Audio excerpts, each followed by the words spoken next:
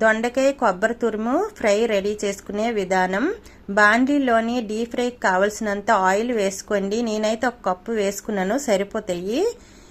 దీంట్లో దొండకాయని శుభ్రంగా కడిగి తడియం లేకుండా మీకు నచ్చిన సైజుల్లో ముక్కలు కట్ చేసుకొని ఫ్యాన్ దగ్గర ఒక 10 నిమిషాలు ఆరబెట్టుకోవాలి.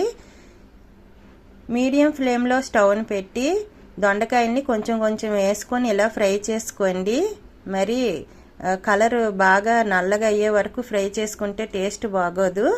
కొంచెం నురగంతా పోయే వరకు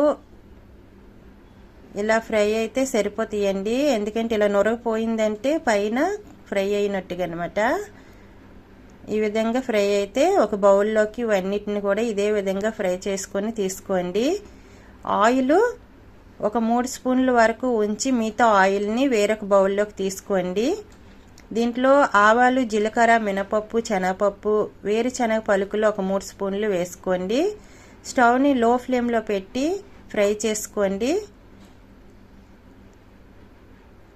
వెల్లుల్లి రెబ్బలు ఒక 8 దంచుకొని వేసుకుంటున్నాను. మీకు ఎన్ని నచ్చితే అన్ని వేసుకోండి. కొంచెం ఎల్లుల్లిపాయలు ఎక్కువ ఉంటే బాగుంటుందని నేను 8 వరకు తీసుకున్నాను. ఎండుమిర్చిలు ఒక 3 చిన్న చిన్న ముక్కలు కట్ చేసుకొని వేసుకోవాలి. కరివేపాకులు కూడా కొంచెం వేసుకోండి. స్టవ్ని లో ఫ్లేమ్లో పెట్టి మాత్రమే పోపు అంతా పెట్టుకోవాలి. దీంట్లో కొబ్బరి తురుము 1 కప్పు పచ్చి కొబ్బరి తురుము అండి, ఇది వేసుకోవాలి. వేసుకొని 2 నిమిషాలు ఫ్రై అయిన తర్వాత పసుపు 1 టీ స్పూన్, కారం 1 స్పూన్ ఫుల్గా వేసుకోండి. సాల్ట్ 1 టీ స్పూన్ వరకు వేసుకొని ఒక 5 నిమిషాల వరకు లో ఫ్లేమ్లోనే ఇలాగే ఫ్రై చేయాలి. కొబ్బరికి ఉప్పు, కారం, పసుపు పట్టి మంచి టేస్ట్ వస్తుంది అనమాట ఇలా ఫ్రై చేయడం వల్ల.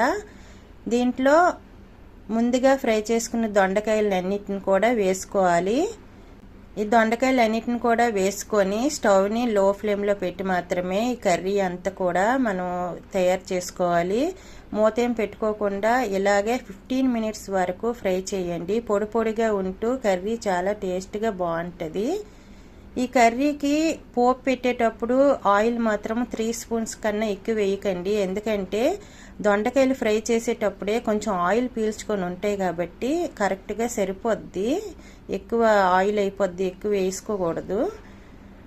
దీంట్లో ఆనియన్స్ కానీ, అల్లం వెల్లుల్లి పేస్ట్ కానీ, గరం మసాలా పౌడర్స్ ఏమీ వేసుకో అవసరం లేదండి. ఇదే విధంగా ఒక 15 మినిట్స్ తర్వాత కలర్ చేంజ్ అవుతుంది కొంచెం, అప్పుడు స్టవ్ ఆఫ్ చేసుకోండి. ఈ కర్రీ ఎక్కువగా భోజనాల్లో అలాగా క్యాటరింగ్ల్లో ఇలా తీసుకొస్తారండి. చాలా బాగుంటుంది, ట్రై చేయండి.